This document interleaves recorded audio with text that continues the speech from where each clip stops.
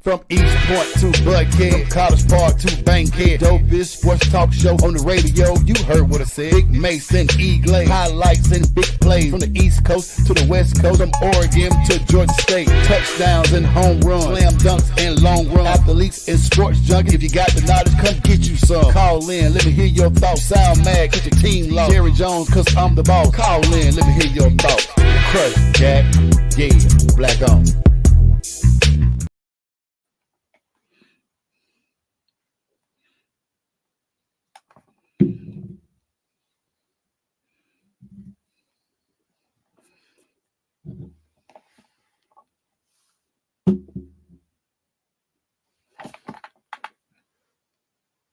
Can you hear me? Because I can't hear you.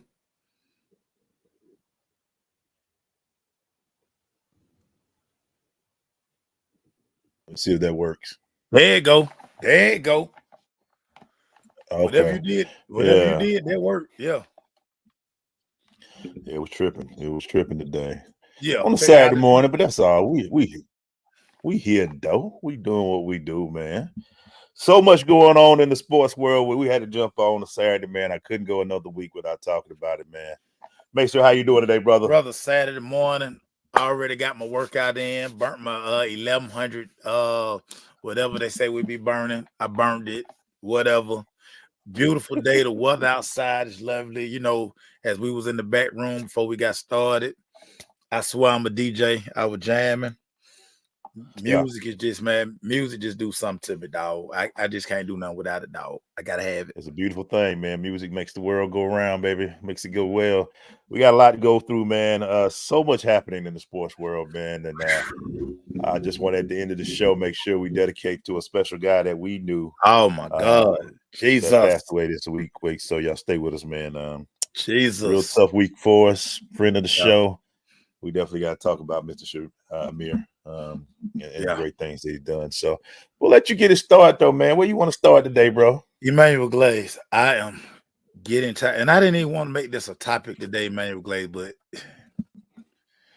everybody's starting to get on my freaking nerves. I mean, this kid was the 55th overall pick in the NBA draft, and everybody every day typing paragraphs. They going on diatribes about one Bronny James, like Emmanuel Glaze. Have we ever in the history of the NBA scrutinized the 55th player drafted? No, I don't understand, Emmanuel Glaze. Help your boy out. Like I've been trying to ignore it, Emmanuel Glaze, but it's just everywhere. It fills your timeline. It fills your timeline up, and everybody is. Oh my God! Have taken this. We must get mad about nepotism. All of a sudden, nepotism is a problem in sports now when it has never in the history of sports been spared. Where was all this nepotism issue when Eli Manning was being drafted at the first pick and he said, I'm not playing. So Archie got involved. I'm not going. No, I'm not going to this team. Where's the nepotism when these guys who are head coaches have their sons coaching who have no NFL experience, but they get jobs in the NFL? Where's all this nepotism? This was history. Hold on, man. Am I wrong or am I right? George Bush Jr. became president of the United States. Was nowhere near qualified, Emmanuel Glaze. So what I'm hearing, Mason. And I'm taking it that this morning. So white nepotism is okay. It's just when black nepotism for a guy who said for 22 years, y'all have used me to make billions. Say what you want to. Yeah, Bill Belichick's son I think he was defensive coordinator. He had got that high on his ranking. Never played a down of football. But he's the defensive coordinator of a NFL team. And nobody said, hey, that's nepotism. But today, because it's LeBron James, and we know why, it's the cash cow, it's a problem. Now, y'all know he's going to the G League. He was always going to be. You know why he's not in the G League now? The G League ain't even started. That's why he's not in the G League. This season hasn't started. It was always the goal to send him to South Bay. And now, because Bronny got 3 minutes, they're saying that Cam Reddish didn't get his 3 minutes. Cam Reddish? This is his 6th team or 5th team. Cam Reddish? His skill, not everybody is basketball aficionado. His skill set is not that good. So, dog, he's the 55th pick. If I'm the Lakers, the guy that they picked first round is the one they expect to play now. And he's doing okay. They expect this is a project. This is something we can keep. This is how players, when you pick people in the 5th, 6th round, you in football, you expect them to help you and grow in certain spots. But this is just gotten so ridiculous, man. And it's because it's y'all could just I'm like this, Mason. Tell me you're gonna miss LeBron without telling me you're gonna miss LeBron. This is what you just tell me you hate LeBron.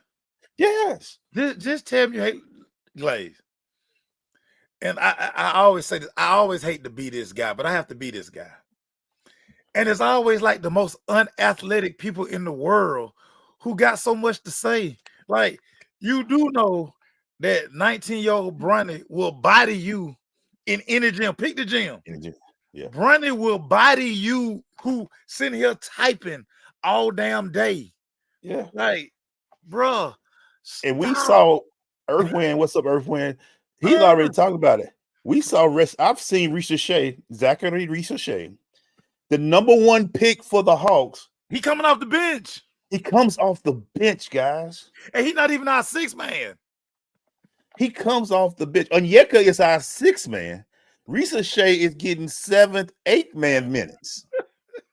Matter of fact, I looked at his minutes last night. I got the paper from last night, the stats. Richardson did 18 minutes last night. Onyeka, who's the 6th man, did 26 minutes. So guess what we're doing with our pick? We're slowly getting him we're developing into the game. We're developing. We're developing. Which is what the Lakers are doing to Bronny. They're developing. Mason, you know what happened in July of 2023? You know what happened July 2023? Yeah, man. Bronny James was dead for a few seconds. Yeah, man. Cardiac arrest.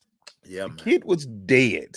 Yeah, man. I don't know if he was dead. I don't want to say that, but they had to do CPR, right? Put him in the hospital and get him to the hospital.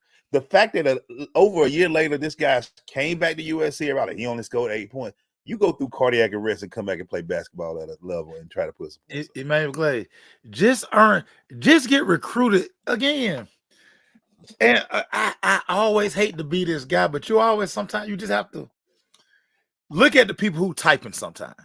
Yeah. And like I said, I just scroll, but I'm not gonna engage. And please stop tagging me, because I'm embarrassed. One of y'all one time you tagged me. Yeah, I was about to jump on a few of them. I had to get out social media for about 2 days. Like snuck in, hit something, and come out because I was sitting there like this is. Like, but it's the narrative makes it paragraphs every day. Like people are posting about this every day, Glaze. But we don't own the narrative, make sure we don't own our narrative. We don't own our thoughts.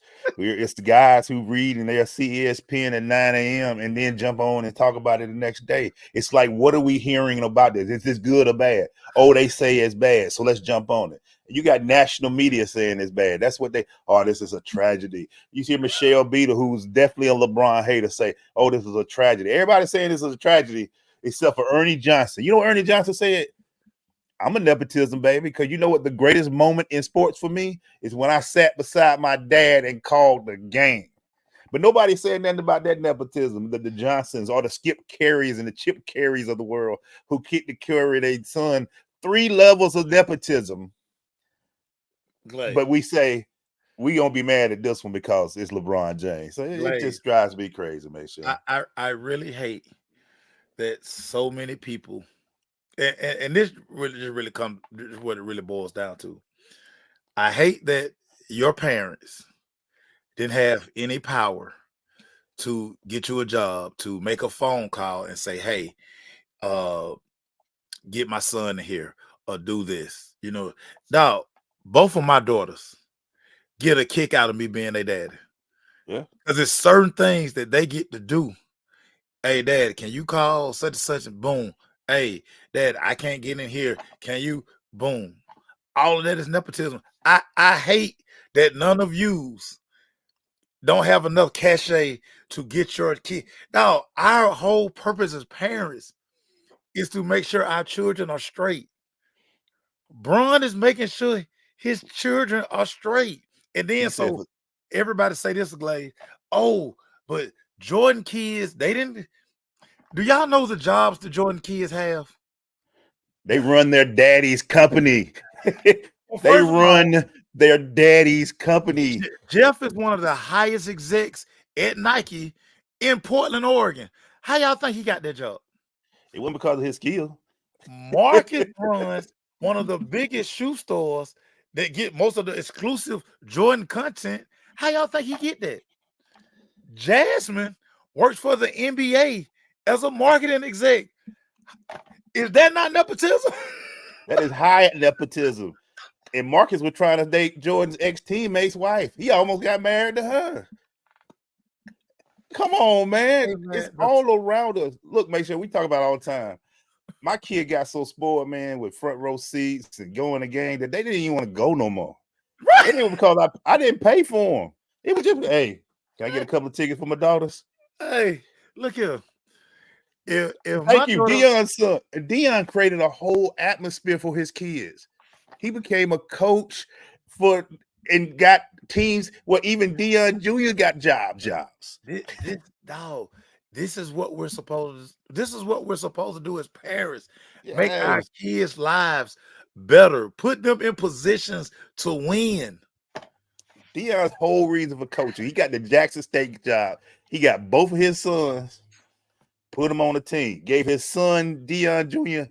content creator. At the time, his daughter was playing for Jackson State basketball. When they went to Colorado, the same umbrella. That's why people are like, is this Deion's last year? Because his sons are leaving.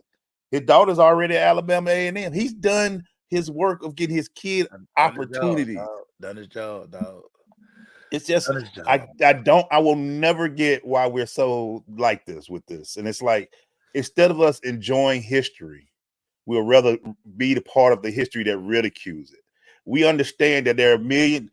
I always say, Jay-Z said one of the greatest lines on Kate. Yeah, about all the millionaires that he's made. LeBron has made a lot of haters millionaires. There's a lot of shows on TV are millionaires because of LeBron James. You can say anybody else. LeBron, it could be the off season of basketball. They are talking LeBron James. And now they found another niche, which is called Bronny. And they're trying to get, and trust me, man, y'all don't understand, Bronny is handling this perfectly. Yeah, his dad is around to make sure they ain't got it. But Bronny is, yes, sir. How you doing? Doing the interviews, talking. No, he was raised in this. Yeah, Bryce gonna handle it even better. Yeah, he's seeing what's going on. No, this is why we do it. Jury doing this already. They understand. This is, the man was raised by a single mom who has now created a masterpiece, or a to do what he's done, to where he gave 22 years. And he's not just playing 22 years like Vince Carter toward the end. Yeah. He's still putting 25 and 10 and 8. And look at the conglomerate he's built with Maverick, with all his boys. Dog, come on, man. That's the goal. It's the beautiful thing to me, man. I'm sitting there like, y'all can hate history all you want to, but when I saw that, the best part of that whole thing, I'm gonna talk about the bright spot. When he looked at Bronny and said, "You ready?" I was like, "That's dope right there."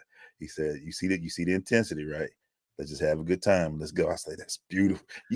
To be able to sit beside your son on the bench, make sure, and to be called to check in with your son. Come on, man. Y'all can hate that all y'all want to. Y'all can say it, whatever. But that was beautiful. Glade, either these folks they either don't have kids, or they don't like their kids, or they don't have no relationship with their kid. Because that's the goal, dog. Come on, and I'll say this and then we'll finish. My last thing, one thing I want to always do is when I create an optimized vision, I want my kids to take it over.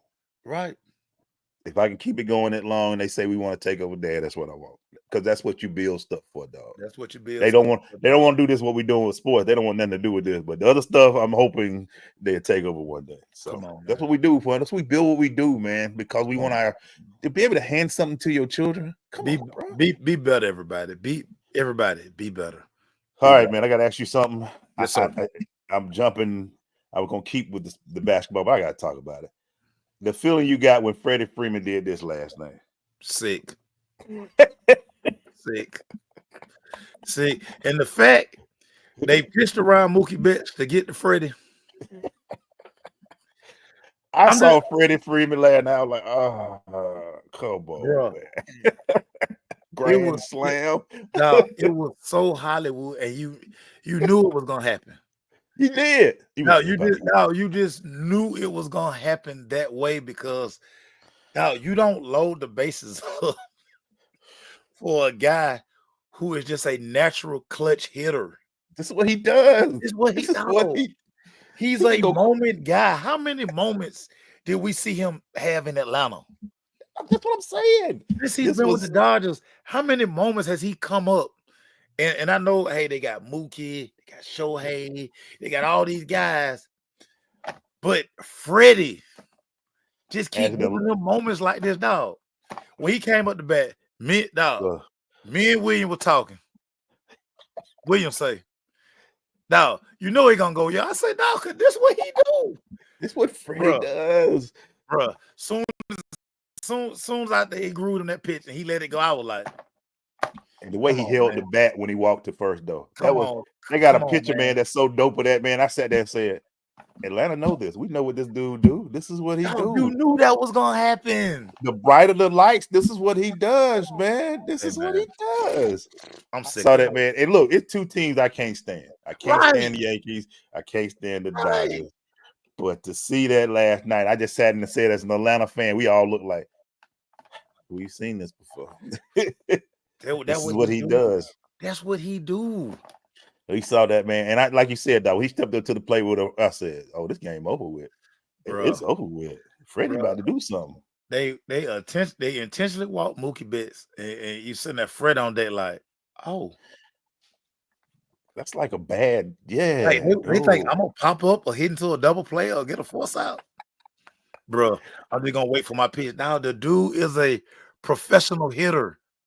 Dude, he tried to come inside on his hands too, and he still got that joint up out of there, bro.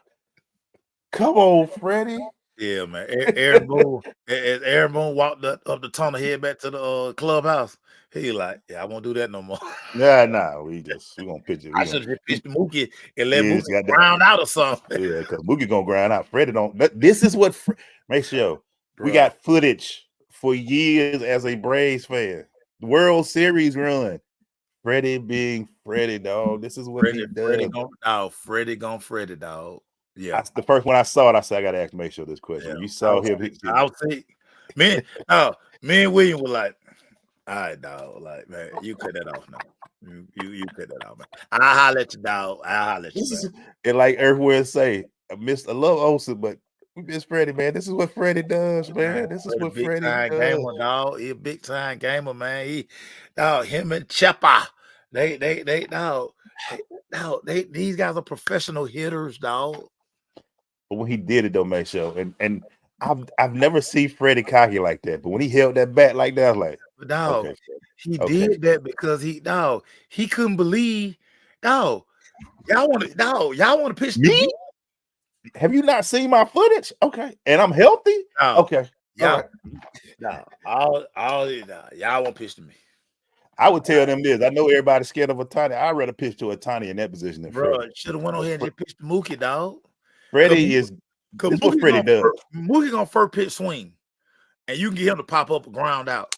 Now, Freddie too patient of a hitter. He's a great hitter. He just sits there and just waits and just knows he waiting for his pitch or something he can take yard. He didn't want to put it on the ground. He didn't want to do a little bloop. He wanted that thing to go deep. He was gonna get his pitch and he was gonna drive that mother. And that's what he did. Yeah.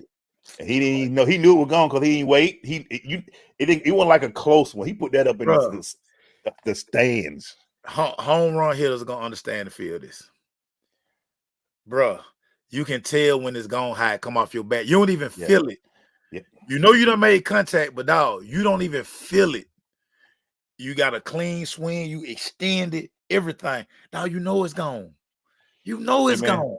Since we talking about it, man, it's already 1-0. Who you like in this series, bro? Man, again, I wish we could get an earthquake in LA. Then we can get a crazy storm in Gotham over there. I don't want neither one of these teams to win, man. Yeah, I mean, if I gotta pick one, I want to hit I pick the Yankees just because I don't like to see the Dodgers win because they are a rival, dog. The Yankees ain't so really our rival. The Dodgers are a rival. We used to be in the NL West. Yeah. So you know what, man? I hate the Dodgers. I hate the Dodgers too, but you know what sticks with me to this day? What? 99 or 98. Yeah. Those still stick with me to this day. Yeah. Jim Leyritz. Them Jim Leyritz days. That old lazy swing by Jim Leyritz. Them days still stick with me, bro. To this day. We up 2-0. We up 2-0, bro. We up 2-0. The coming out party for Andrew Jones. We got us a center fielder, bro. Yeah, Earth. That's them days stick with me. Yeah, dog. When Freddie knew he got it. Yeah, that was beautiful about it. When you drive a ball like that, you don't even feel it on your back, dog. You don't even feel it. Hey man, what you got next, bro? So Emmanuel Glaze, I have a college football question for you, sir. Okay, all right. Boise State's Ashton Jeanty. Can he legitimately win the Heisman Trophy? Absolutely. I watched that whole game last night, dog. Yeah. I was like, and UNLV played a fantastic game last night. It was a great game. I'm telling y'all, that Mountain West with Boise, UNLV, I don't know if it's Mountain West no more. I think they might win it. But whatever anyway, it's called. But yeah, that out there. I watched that game last night, and they played great defense against Jenny. But this dude, it's gonna take 3 to tackle him every time. I think they may try to give it to but who else in it, Maceo? Who has the number? Well, right now the front runner is Cam Ward. Of course. Until Cam loses, it's his to lose. Right. And again, the Heisman has become a quarterback award. Right, The only knock I think against Jeanty is people are gonna basically say, are the voters gonna stay up long enough at night to see him play? He's not gonna be in enough TV games. Now, you and I gonna watch. I watched it. I watched that game. I'm just like, let me see. Split screen going last night. So I watched. Let me see this kid, and he's staying like he don't even care.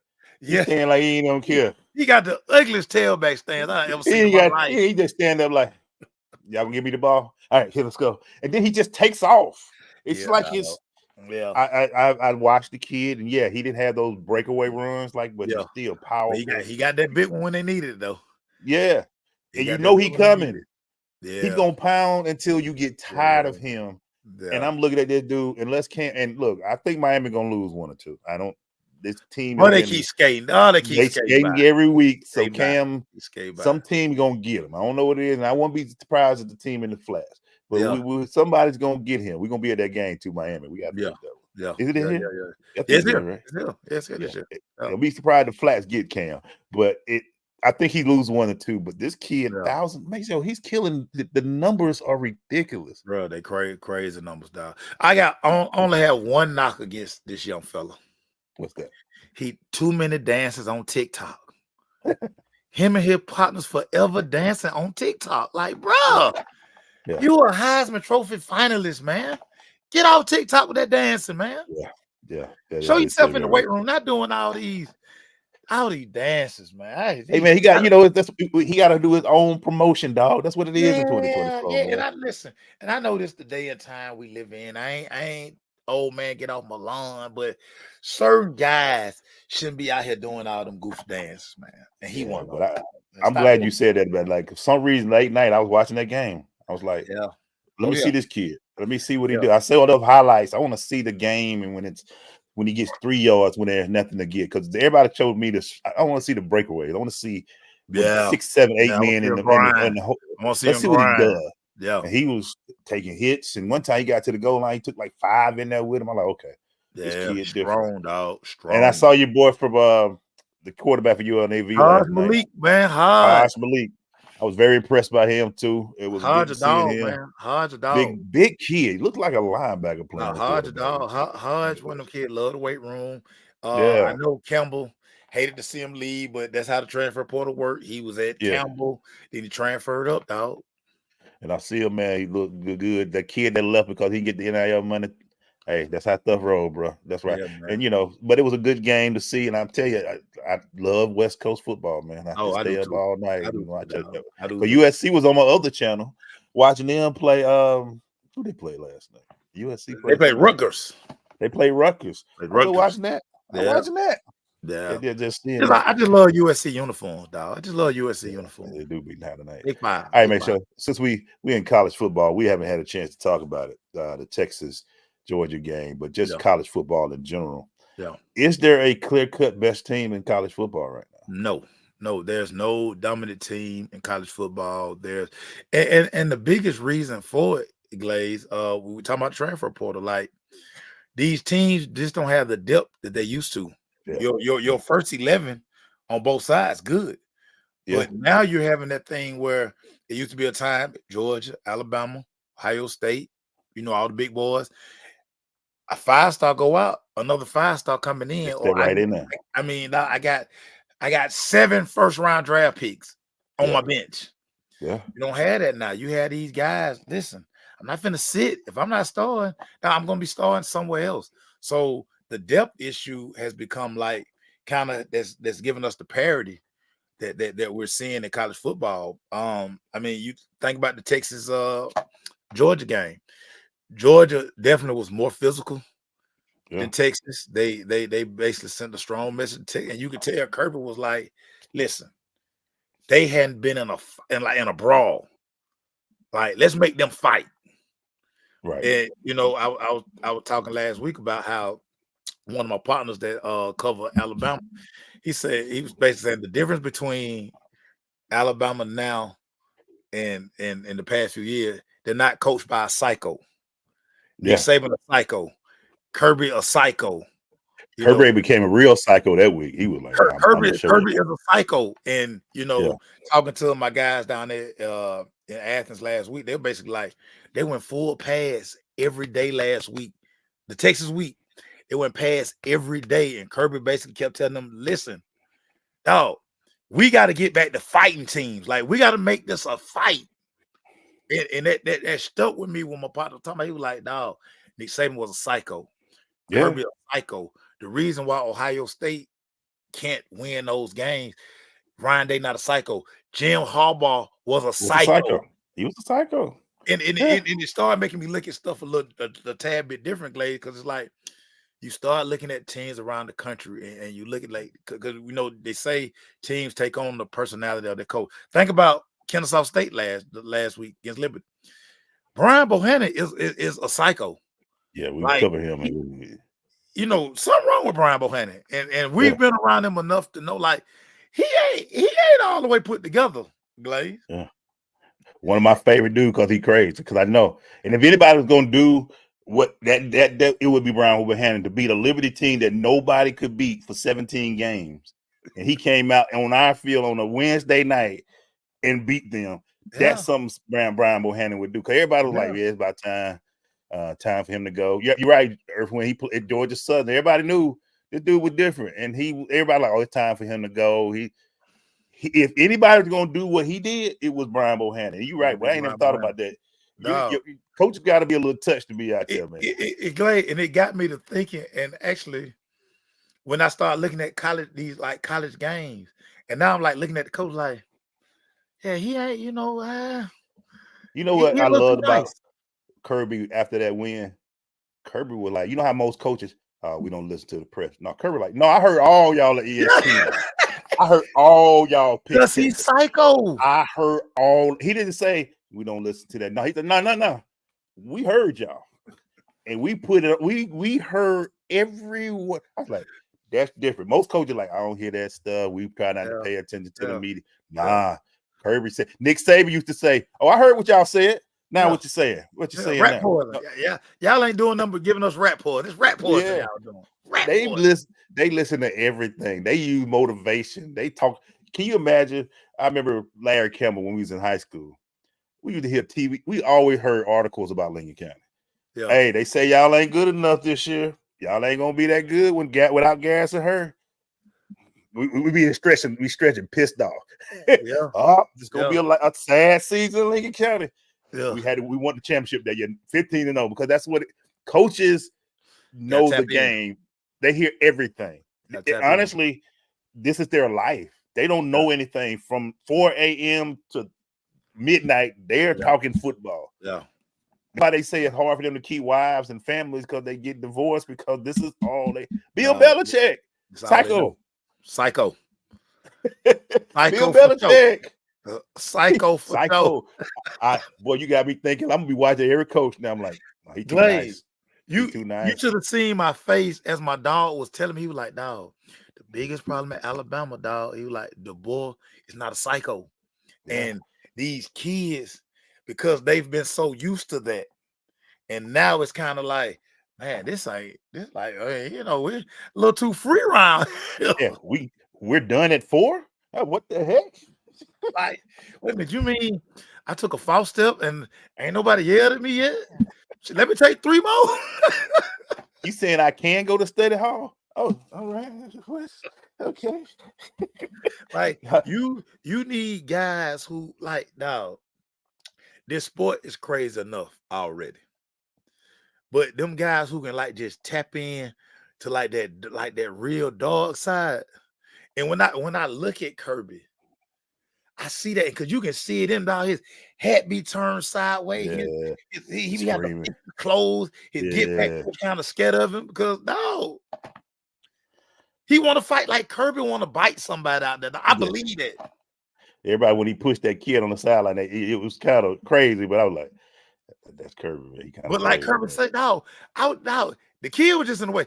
I was trying to get to my defensive coordinator. Like, the kid saved the defensive coordinator. He probably going after the defensive coordinator. He probably gonna jump on him. He about to grab him. All I remember also about Nick, real quick, Georgia was bragging.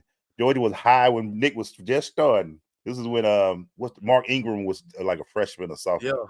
Yeah. Georgia was doing a blackout game. They was doing this and doing that. Nick Saban was like, all right, 30-0 on Georgia's field. 30-0. They think this is a gimmick. Oh, they think they're gonna show up in black jersey. Okay. All right. You better believe that practice was hell. It was gonna be, and when you go through hell practices, make sure, guess what you want to take it out on Saturday? You're gonna take it out on the other team, bro. We had to go through hell to get here. We're gonna make sure y'all understand this right there. Bro. I told me and Hackney be laughing about this all the time. The year we just throttled Clark. Yeah. I was like, y'all don't understand. Camp was hell all summer. Now, we couldn't wait to get the Monday night play. I like, bro, they could have put anybody out there. We were gonna whoop. Now, we was gonna whoop ass. And that's why we beat them like 42-18. They're like, bro. Now, practice that summer was so fucking nerve-wracking, dog. Like, I was sick of it. Yeah. Hated each other, man. The first time we get to hit somebody in them white jerseys, man, we're gonna hurt them. We're gonna put it on. No. So yeah, I tell everybody also, I always go to this, man. Remember we beat Morehouse on that field the year before? Red caught that touchdown pass. That next year, Morehouse got on a bus, drove to the top of the hill. Yeah. They didn't pull it to the field. Yeah. They parked at the top of the hill. Yeah. Walked down the hill. Yeah. Gave us a butt whooping and walked back on that bus and left. I was like, oh, they were ready for this game. But you know, then they had Coach Saul over that time who gave him a little extra. That's right. That's right. What did Coach Saul? Yeah. You're a psycho. You know, you're a psycho. He got them ready for that game. So, wow. Yeah, man. Yeah. Wow. Yeah. Hey, let's talk about Tua. Tua will get the start on Sunday, but Tua was advised not to retire. He went and met with all these different independent neurologists, and they basically told him, they're like, listen, your brain is healed properly. You've taken the proper time off. get back to playing. My question for you, Emmanuel Glaze, are you shocked that Tua is back, or do you understand why he's continued to play the game? No, I'm shocked. Make sure it ain't just. I know in a 2024, we have been very concussion for years now, over 10 plus years about concussion. Tua just don't get hurt. He go into that stage of almost seizing when he gets hit. Right. Every time he's hit now, it's like he's rolling his eyes in the back of his head out. Yeah. And yes, they're saying they can see the brain, but if they can see the brain, they could measure. If they can't measure CTE in real time. Right. They have to wait till you're dead to go inside the brain. So you can see it healing, but you don't see inside of it. And I'm not a doctor. I don't know. So they're saying that. Yeah. He also said he doesn't want to wear the Guardian cap, which I don't understand. Yeah. I just extra layering on the head. He thinks he don't want to do it. My thing is, as a competitor, I understand what he wants to be on the field. But I can't keep watching him getting knocked out bad, knocked out. We don't know which one could be the one. Right. Because honestly, his offensive line ain't that great. There's a lot of pressure. He's not that fast. He can't get out the pocket when he needs to. Or when he gets out the pocket, that's when he gets knocked out the most. Because when Devin Hamlin hit him, he hit Devin Hamlin. Devin Hamlin, what I do? Right. I ain't touch him, coach. He hit me. And it's like, if he's getting knocked out from running and hitting a guy who ain't even trying to hit him, what if he get that shot? Somebody coming off the edge, he ain't watching. He get that shot. And that head hit that ground again. Because that's when the concussion hits. When your head forcefully hit that ground. What's going to happen? If he gets another one, we going to fight. I mean, as a competitor, I get it, but I never want to witness. That's the history I don't want to see. Right. I want to see history where a guy gets knocked out of the game. And I never like seeing them corded off the field in a gurney. Never liked that. Yeah. And then to keep seeing this possibly happening with Tua, man. Yeah. I get he want to play. I get Miami wanting to play because they ain't got no other choice at quarterback. Yeah. But for me, as a fan of the sport and who really care about the athletes having a long-term life, because they nothing like talking to retired athletes who survived rough periods of time and playing to be able to do things later on in life, like coach and do other things. And this kid, I don't know, man. It is what it is, man. I get he want to play. We'll see, but okay. All right. Like I said, and kind of echo you. I don't understand, but I get it. Yeah. It's tough with these athletes, all of them. I mean, because everybody always want to do stuff on their terms. Like, you're not gonna tell me that it's over. We always hear you have to protect athletes from themselves because, again, as an athlete, hey, you good? They're always gonna say yeah. Because you always want to play. To your point, what we don't want to see is his career end on the field. Yeah. You know what I'm saying? That's what we worry about now.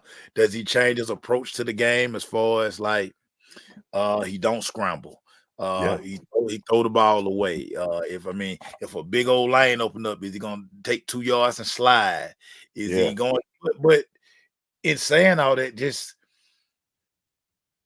how the body react. Like a lot of times you don't never know. Like when you make moves or something like that, you don't know why you made the move. It's like your body just react to everything. And in your mind, you can be saying, hey, get down. But you know how fast those athletes be, you know how fast things be happening in the NFL. We might see it on TV, like, oh, that was a lane. Y'all understand, them boys are moving 100 miles per hour, it looks like. You can just like that, you barely see them. But you thinking on TV, you look on TV, oh, look at that hole. You can't see that, dog. Them guys 6'6", 300 in front of you. You just, like you see the still picture, be like, man, it's right there, bruh. You know how quick those things close. You know how quick they close, bruh. It's almost like I can remember when I was coaching James Davis, and I used to I might call a play, and I would stand behind James to try to understand, like, why does he do some of the stuff he do? I always be like, James, like, it's 24. He would always be like, nah, coach, the hole over there. And I'm like, Why the hole over that giant? He was like, Coach, everybody flowing. Yeah. I'm just go over there. Yeah. But now that's how he saw it. But Ducci gonna hit it 24. Yeah. Or Durante gonna hit it 24. But but all of them had different running styles. It's different. Like how I see it is not how they see it. So for Tua, like we can say, get down, but shit, he didn't see it that way. Well, his feet weren't together because he out there. We not, like you said. We sitting at home watching TV like, shit, man, I would have got down. Yeah. He didn't see that. And you know what else, Maceo, was crazy about that, Mace, is they never tackle quarterbacks. So a quarterback don't know how they're going to feel until game time. So they go a whole camp without getting hit. Without getting touched. And then, so for a quarterback, it's like, you don't know what the hit going to be. Like, you don't know. A lot of your hits are always game day hits. So for a week, you don't get touched. You got your jersey on, you got the red jersey, the yellow jersey, you're throwing the ball around. Somebody get around you to blow the whistle. Somebody get close to you, they blow the whistle. So you don't know what a hit gonna do to you. Facts. Game time, you fresh, your first hit, you like, oh, that's what it feels like. Facts. You don't know what Tua's gonna feel like, man. He doesn't know. He gonna get tapped the first game because he gonna get, and a lot of things what me and you talk about a lot, makes about the game. Just because a guy don't get sacked don't mean he don't get hit. Yeah. Yeah. If y'all say, he only got sacked 2 times, he could have hit the ground 12. Boy. He just got the ball out in time to not get the sack counted against him. So just because he only get 2 or 3 sacks don't mean he don't get hit 10 times, 11 times. Or if he does get out the pocket, all those hits matter. So that's why you see a lot of quarterbacks say, man, that game took some years off me. Yeah.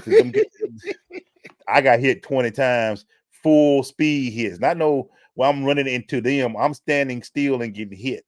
So it's going to be interesting to see with Tua, man. I'm very interested to see what's going on with that. Make sure we got to keep going, man. It's in the NFL. I want to ask you this: is Kansas City this good, or does Kansas City reputation make them as good as everything else? Your thoughts on this undefeated? They the only one undefeated, if I'm not mistaken. Yeah. Kansas City Chiefs teams, man. Emmanuel Glaze, this is the best coached football team in the NFL. And it's really time to truly give Andy Reid his flowers. Yeah. Spagnuolo, defense coordinator, got to give these guys their flowers because what they're doing, they can devise a game plan week in and week out that takes advantage of what you're doing, and they can scheme it up to how, hey, we ain't got no big time receivers, but we can score points. Yeah. Our defense is gonna choke the life out of you because we're super solid up front. Our front seven, we have the best cornerback in football on one side. Our secondary, we've drafted well in our secondary. Yeah. This team, and the thing with Mahomes, he's not playing well at all this year. No, but when you need him to make a play, he's going to make that play. He's gonna make it, dude. We always talk about coaching matters. They're not the most talented team by no stretch of the imagination, but they are the best coach team. I keep saying this. I'm gonna down this heat. Andy Reid is probably the best coach to ever coach the game outside of Belichick. And I say that because you look what he did in Philadelphia. Couldn't get over, but drafted well. They were always competitive. Goes to Kansas City, and all of the mistakes he made in Kansas City, all the mistakes he made in Philadelphia, he made all the adjustments that he needed to make. And in a league where he gets better after trading the most dangerous receiver in the NFL, and Tyreek Hill, still won a championship, still won a Super Bowl, won 2. 3. Yeah, and it's amazing to see this, and I'm glad you said that. Even in his Philadelphia day, they was always top competitors. They got to the Super Bowl. They made he coached Donovan McNabb. They win the NFC Championship every year. Yeah, he was always in the last 4 every year. He was going. You had to talk about a team. So he goes wherever he goes, and he takes quarterbacks like a Pat Mahomes. We didn't know he was going to be this guy. Nah. But look at him now. And look, man, I hate to be this dude. Every enemy level, everybody like, oh, see, we're going to see what the offense do now. Oh, we're just going to win back-to-back Super Bowl. That's all. That's all we're going to do. Better. We've got Travis Kelce ain't playing well this year. They still doing stuff. They still with it. But that defense is lights out this year. It's crazy. It's fantastic. And I still, one of my favorite players is that I can't think of his name. You know, I'm mad with name, but the big tackle, number 95. Jones. Jones, he one of my favorite players, man. Dog, 6'6", 320, play that three technique better than anything I've ever seen, dog. It's just great to see, boy. No, and Glaze, he not just plugging up like that hole with Glaze. He gets to the quarterback. He gets to the QB. He is attacking your quarterback. You can double team him. It don't matter. I'm gonna push that pocket so far back, your quarterback's gonna be uncomfortable every play. You have to double, sometimes slide somebody else to help him out because he coming every play. He gonna take a break, drink some water, and he gonna come back and give it to you again. He is some guy. Clay, he doing this from the middle of the line. Yeah. He ain't on the edge. This ain't in. This right here, 3-1 techniques. Outside to go, inside to go, outside shoulder to center. We coming at you every play from here. And if you have to account 2 for him. You got to block him. One man ain't gonna do it. Yeah, it's either gonna be that or a hole. That's how dominant Chris is, man. That's how dominant he is, man. What you got for they choking folks. Got to talk Atlanta Hawks. Our guys are off the 2-0 start. I had them open tonight. You had them last night. I'm back in the building on Monday. Emmanuel Glaze, your thoughts on our Atlanta Hawks right now? All right. So I looked at the game last night, and Trey, first of all, for what Trey did, people don't realize. A lot of people give Trey crash. He did something that only Oscar Robertson has done. First 2 games of a season, 30-10. Trey had 38 points, 10 assists, 8 rebounds, and 4 steals against LaMelo Ball. Yeah. That's what Trae Young did last night. Let me ask you this real quick so we stay on that. Because I saw it. I want to see if you noticed it. He not in a rush like the game. He letting the game come to him because at the end of the first quarter, opening night, he only had like 4 points. Yeah, he knows to get people involved. And I think Trey has taken that DeJounte leaving personally as well. Yeah. I think because everybody like, shoot, the wrong guy left. Well, San Antonio, we saw you're going to lose DeJounte for a couple of months because he broke his wrist or something already. Yeah. But the guy that surprised me out of everybody, May show, I didn't know how good he was, Dyson Daniels. Yeah. The 6'7" Australian is a baller, man. This team is, and I'm sure Quinn don't want to do it. He's gonna have to start on Yucca soon because Clint, as much as I love Clint's up there now. Yeah, the joke was last night, May show, and I got to tell you the joke. You're gonna hear it probably from Malik on Monday. Trey comes down in the first quarter. He throws it up in the air to Clint. It was about right here though. Clint couldn't go get it, so Clint had to catch it, come down, and go back up with it.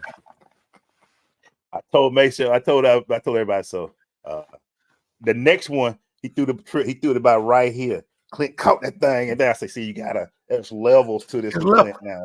We can't just throw him up like we used to. Clint ain't. But when Onyeka come out there, Trey through that thing, he was like up here somewhere with it. Them young legs. We laugh about. I said, look at all the alley-oops that Clint got about right. Clint Capella about right here. Right over the rim. He grabbed it. Anything up here, he had to catch it, gather himself for a second, and go back up with it. So Clint's starting now, but I expect the Yucca. They missing Kobe. Kobe always hurt, man. I'm starting to worry about old Kobe Buffkin. The joke was last night with Bojanovic. He played too much in the Olympics. That's why we knew he was gonna be hurt at the beginning of the season. We saw them Olympics with how hard he was playing for Serbia. We like, we ain't gonna have him for a few months. He already got street clothes for about the next 2 months. He ain't playing for the next 2 months. But this team is young, is fun, and like we were talking about at the beginning of the show, Risa Shea ain't even a 6 man. He's 7th man coming off the bench. Man. And last night, I think, but Garrison Matthews might have came out beforehand. Like Risa Shea played 18 minutes last night. Yeah. This team has talent, but the problem I do see, their defensive side. I don't know how good they are defensively. They are very. We knew that. We knew that was gonna be the issue. So I looked at them last night. But what did you see, man, when you saw them the first game? I know from the second game, I was really watching this pretty tight to see how it was, and but I think this team is gonna be fun to watch. Yeah. But defense wise, they got holes. I see a different Trey. Yeah. I see a different Trey. Super impressed by it. And Yaka the first night he went for 30. Night one seems to be more active. I was watching him in pregame warm up. You can tell he worked on his body in the off season, worked on his game. He's in much better condition. Like I say, Daniels, I didn't know. I didn't see it with Dyson. But yeah. I'm looking at him. He's 6'7" too, man. He's 6'7" too. I'm shooting guard. Okay. I mean, we're still waiting on DeAndre Hunter. I mean, that ship done kind of sailed a little bit, but I mean, if we can get anything from that guy. Yeah. And Jalen, can we also talk about what we talked about before with the Bronny thing? You remember we got Jalen Johnson, the 21st pick, 20-something pick, and we got him. Yeah. What did he do his first year? Where did he go his first year? Man, G Lee, he was over at College Park a lot. He was at College Park. College Park. And look at him now. He's one of our dudes now. But he got paid. Now he was hanging out with 2 Chainz more than he was downtown. Now he's the dude that we count on. Last night he played 41 minutes. Him and Trey both played 41 minutes. A guy that went from our G League to now he's one of our big players, man. And you know what's wild, Blaze?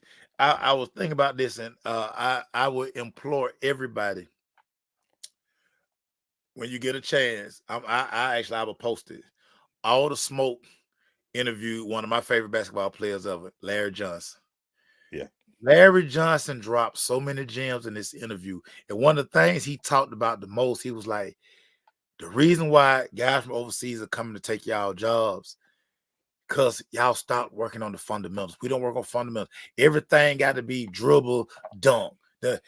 Now, he talked about how he and UNLV, him and Larry Johnson, he say, yeah, they chase skirts. But he say, every chance they got, they went to the gym. He say, dog, you could always find him in a gym. So he say he had access to 3 different gyms because like UNLV, people UNLV, like, y'all can't be in here all night. But other gyms in Nevada, all night, he say, dude, I go to class, go work on my game, go chase some skirts, I'm come back, work on my. You could always find me working on my game. And he talked about how, so when he got the back injury, his game didn't fall off because, dog, his fundamentals, he always relied on. Had to pull up. I could put the ball on the floor. I could back you in. I can give you this jump shot. I had my mid range. I'm working on my fundamentals. Yeah. Yeah, LJ is that dude. Whatever, Lorraine. Yeah. Whatever. You know what's a funny thing happened last night, man? Sure. You talk about fundamentals. You know, in PE when we was growing up, when we would talk basketball, they used to make us do stuff like bounce passes. They make us pass it to each other. So last night they had a little thing where 3 people come from the stands and they did the skills challenge. Yeah. 2 of the people got stuck on bounce passes. They couldn't bounce pass if you told. They were throwing it at the thing. They had like they didn't know what a bounce pass was. Bounce pass, white kid, easy pass to make. It should be just bam, boom. Yeah. Except for one kid. The white kid get up there, Krispy Kreme with his bounce. The chest pass was perfect. I'm like, yeah, somebody went to school. Yeah. Somebody. He played. He skilled. Somebody paid attention in PE class and this thing. But you're right. The fundamentals of these guys. Because a lot of these guys, after they don't get the hops leave and they ain't gonna be able to do nothing. They don't know how to do a mid-range or a fall away shot or learn how to get more rebounds if your points ain't there and learning how to be a defensive guy. They don't understand that, dude. So and if you don't mind, I want to finish with 2 Kennesaw stories. Start with first Kennesaw with the biggest upset. We talked about it a little bit.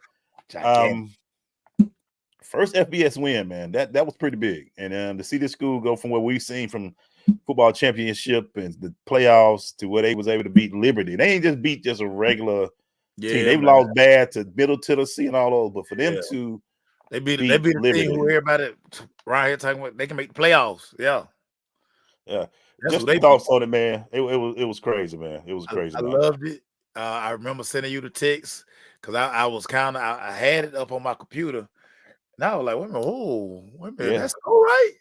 So I There like we go. clicked on it. Then that's why I sent you the eyes, like, bro, what is going on in Kennesaw? I said, dog, they are really putting it to this team. They really But playing them well. not shot. We talked about the psycho thing. I can imagine what Brian Bohannon put them kids through all week. Oh man. And getting them to understand that, hey man, listen. Probably telling stuff like that. When are y'all gonna get tired of getting punched in the mouth? Are y'all gonna really let this team come in here and embarrass y'all? Because they don't respect y'all at all. I can already see the mind game he played on.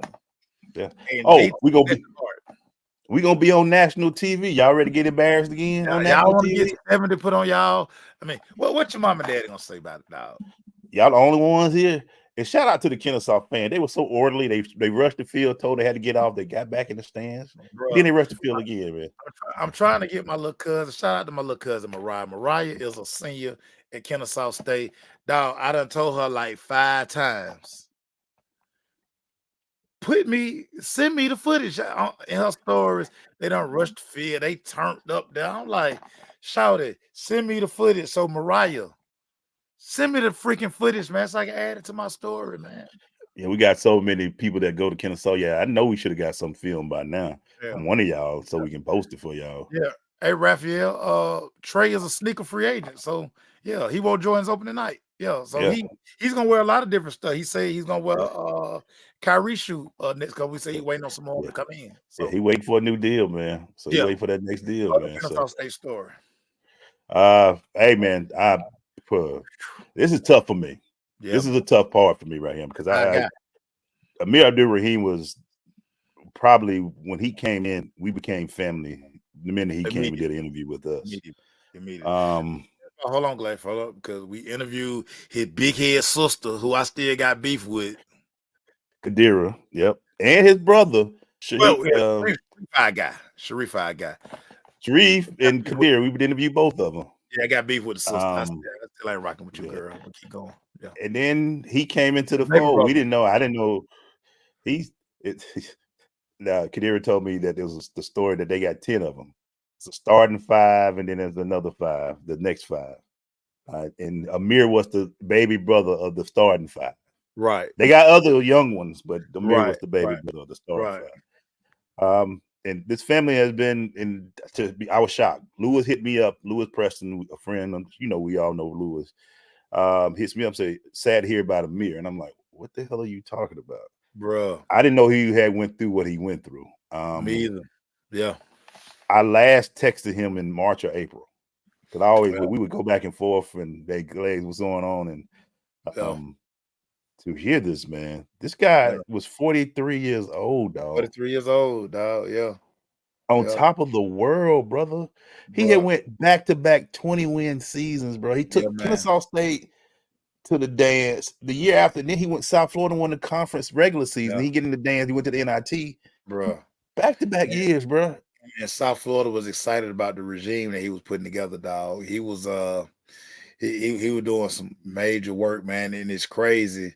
I mean, like I say, he's our fam. I remember when he first took the job at South Florida. Hit him, man. Congratulations, man. Hey, I ain't gonna make it down at no game, but I like gear, dog. Send me some shorts and a hoodie. I mean, like just like that. I was just like, man, like. We always talk about, man, you don't know the time, you don't know the date, man. Your loved ones, man. Love on your loved ones, man. It's crazy, dog. And when I saw that, and it's crazy because I kind of saw it on Twitter, but really didn't pay attention to it. And then when I saw you post a picture, I was like, oh, hold on. Yeah. Now I went back to Twitter and I just started I was like, are you freaking serious? Yeah, dog. It was we've been doing this for 10 years, and the blessing that we've done outside of covering sports is the interviews we get to do, bro. And just the friendships, Blaze. We have friends. We really have been blessed to not only interview people, but years later, we still talk to these people, man. We still get to interact with these people, man. Crazy phone call. Some of the stuff we know, and this guy was just special, bro. I mean, we had a relationship with this dude, man. And it was He had 3 young kids. He had a wife that was a great wife. He was his, the family, Sharif and all of them, man. It was just, this is tough. But that's why, honestly, you can ask Raphael, I was cutting the food last night at the House game. I'm about to enjoy all this stuff now, bro. You better. This stuff is not given, bro. Oh. This stuff is not given, bro. I was cutting the food last night at the House game. You're supposed to, but they ain't tell you how bad my behavior was on opening night. Yeah, it was bad. I was cutting up, man. I was like, you know what? We don't get the chance to do this much, man. And I told Raphael and Malik, I took my card. I say, I'm not taking this stuff for granted no more, dog. This stuff we ain't taking it. I'm about to enjoy the hell out of this thing. Y'all about to see me have so much fun doing this now. I moved our seat too. I don't know if you moved back over there, but I moved our seat. I can't take the 6 man. I had to get away from them, dog. Yeah, we right over the 6 man. But you know what's funny? Real quick story. You can tell when the game ain't big or not. The people, it wasn't no standing room only behind us last night. It was empty hell behind. I was like, oh, y'all don't come to every game. Y'all only come to Lakers and Boston. It was nobody behind it. You know how the standing room only be all up on your ear, asking to see what you talk about? It wasn't nobody behind us, man. It wasn't nobody behind us, dog. Now, I don't know if the Ben Simmons effect, I don't know if it was just opening night or the Ben Simmons effect. Oh, I heard it was crazy. Oh yeah, but opening night they had it on, dog. They cue up the Antonio Brown song. They PTSO. Yeah. Y'all figure all that out. But last night, Charlotte, you could have sat anywhere you wanted to, bro. You could have went to the floor. You could have hung out in the suites. Hey, you see the NBA that notified the Hawks that they investigating Gucci Mane. Yeah, Gucci Mane cussing in front of the fans. I halftime show last night. They were doing the skill challenge with the fan. We had no acts last night. I'm like, it's a Friday night. We had nothing going on at that game last night. It was just a basketball game. They gave us chicken wings for the meal. You know what I'm saying? So they cooked for y'all. Yo, they cooked for us. Now we had Chick-fil-A opening night. Yeah, we had chicken wings and some sweet potato. Grandma must have been off opening night. They must have gave her off opening night. Yeah, they must have told them to worry about that. But Grandma was there last night. We had Chick-fil-A. We had them nasty chips and that cookie. Yeah. Now we had spread. We had some pasta salad. We had some I don't like y'all. Some salad. We had some corn on the cob. I don't like y'all. Some sweet tater tots and some we had a nice little spread going on. Yeah, we had a nice little spread going on. Chicken wings. That what y'all were doing? They had barbecue and buffalo chicken wing last night. You're doing too much. They had fresh baked cookies. It was nice, man. It was one of the night. But nobody was there though. But it was cool though. We got 2 or 3 plates. With 2 plate minimum at the thing last night. So we didn't get no chicken sandwiches though. We didn't get the chicken sandwiches. Yeah. So yeah, I know you had chicken sandwiches, dog, but that's my bad. Maybe Monday will be a little different. We're gonna close with this. I'm mad at you right now. Y'all nigga had real food. Dude, your man, and this your guy, not my guy. This your guy. Shannon Sharpe. Oh Lord. Just stay putting foot in mouth. Yeah. Shannon Sharpe says 50 and up people do not belong at college homecomings.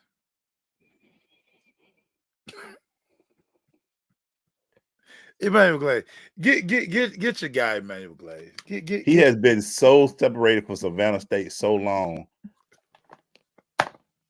He don't understand what that means, man. They call it homecoming,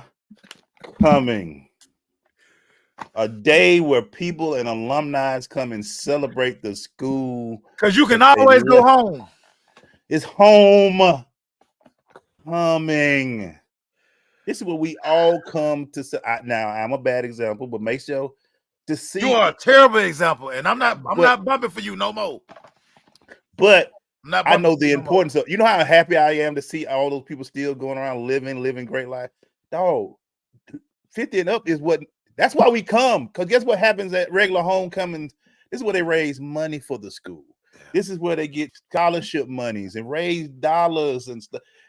Ain't too many 20-year-olds gonna be making that type of money for the school. You want them 50, 60, the guys who got that, they say that long bank, who done put them 30 years in work to come get the money. You're right, Lauren. He want that damn attention. But how you gonna hate on bro? 20-year-olds go to the concert. The 20-year-olds go to. That's them. They had it. Yeah. But the homecoming, the daytime, that's what they pay. They hope that. And even though I didn't go, I did contribute some money this year. So I'm still a contributor. But I'm just out there, just putting it out there. Damn guy. We're glad. I don't know. But I just be lying. He on the way.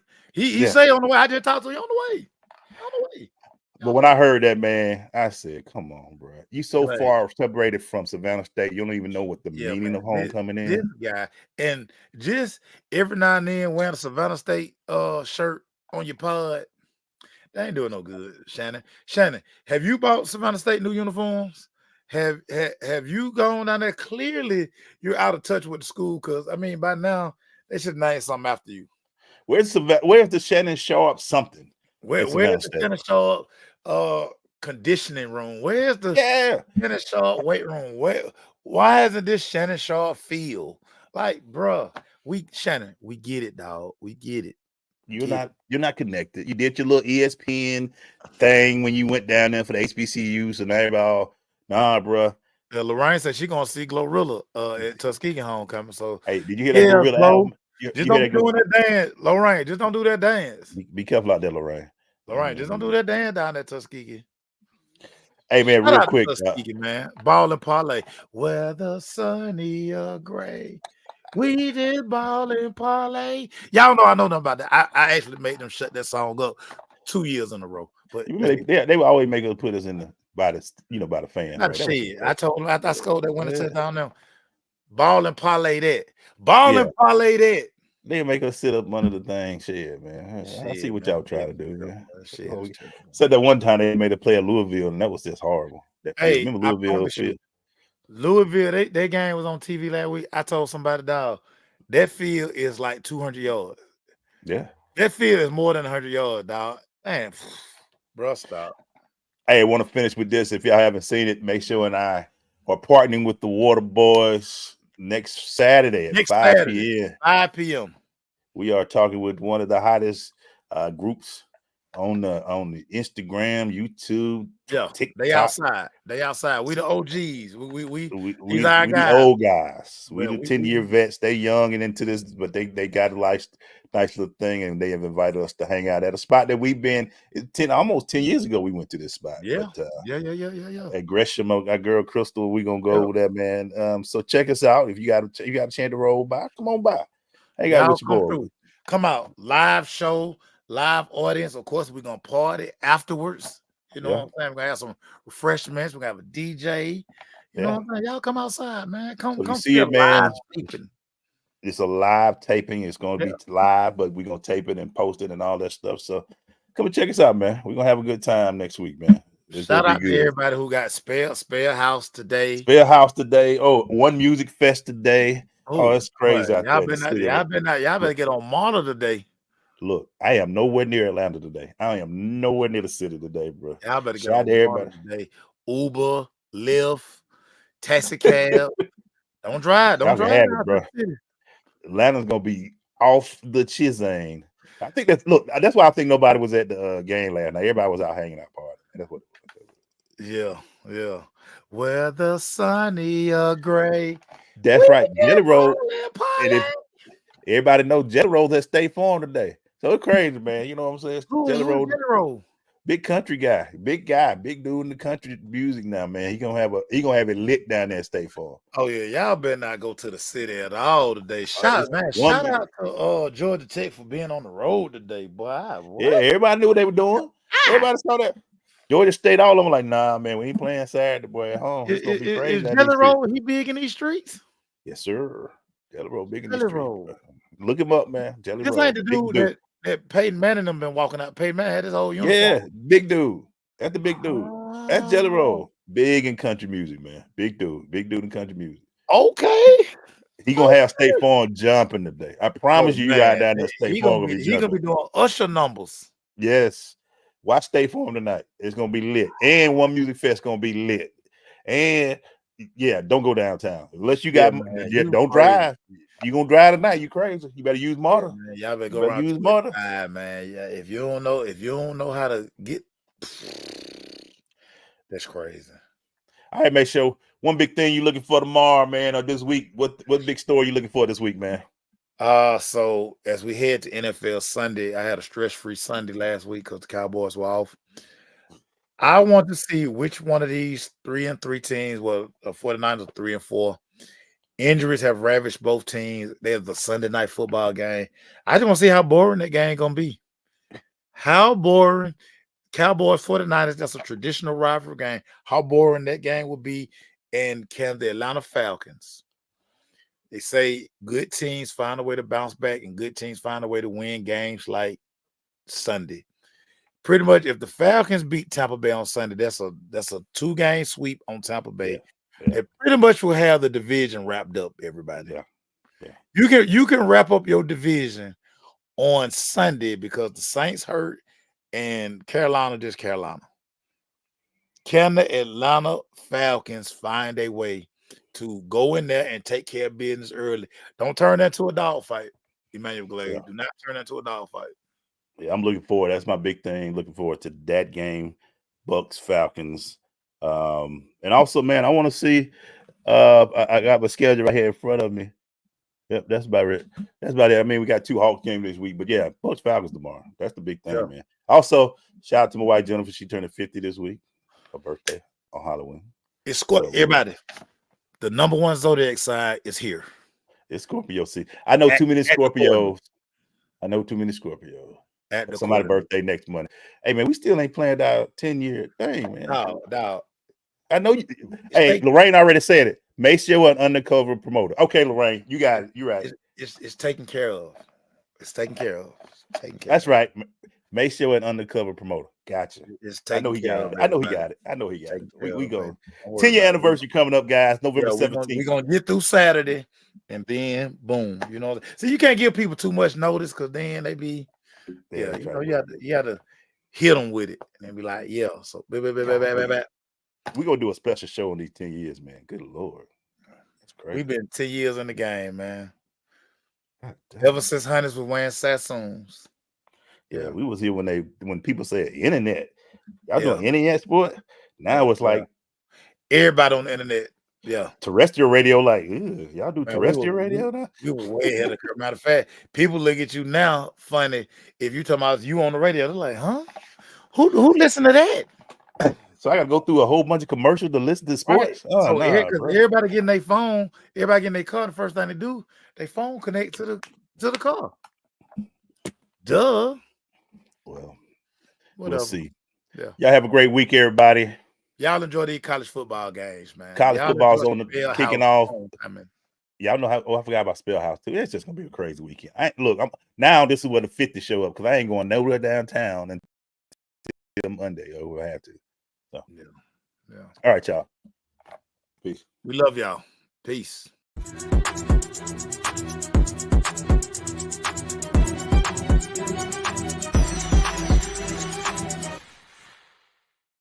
From East Point to Buckhead, College Park to Bankhead, dopest sports talk show on the radio. You heard what I said. Big Mason, E-Glade, highlights and big plays from the East Coast to the West Coast, from Oregon to Georgia State. Touchdowns and home runs, slam dunks and long run, athletes and sports junkies. If you got the knowledge, come get you some. Call in, let me hear your thoughts. Sound mad, get your team lost. Jerry Jones, cause I'm the boss. Call in, let me hear your thoughts. Crush, Jack, yeah, black on.